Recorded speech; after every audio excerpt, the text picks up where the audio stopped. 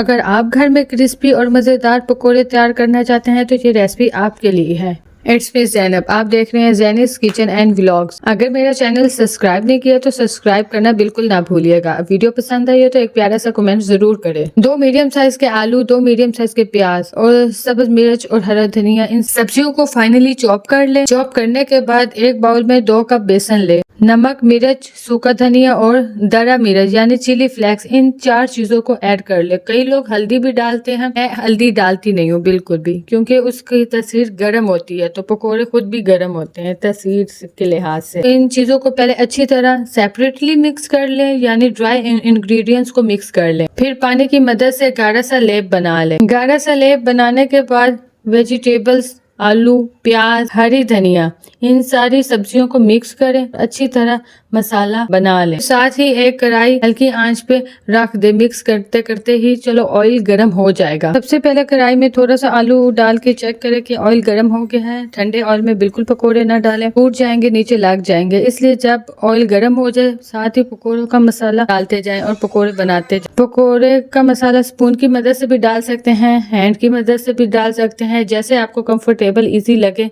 आप वही तरीका यूज करें। पकोड़े डालने के बाद एक साइड से पक जाए तो साइड चेंज कर दे। इसी तरह मीडियम लो फ्लेम पे कुक करे ताकि पकोड़े क्रिस्पी बने। झटपट सी ये थी मेरी छोटी सी सिंपल सी आसान सी रेसिपी। उम्मीद है आपको बहुत पसंद आई होगी। कोई ऐसा इंग्रेडिएंट्स नहीं है जो हमारे घर अवेलेबल ना हो, सारी चीजें मौजूद होती हैं।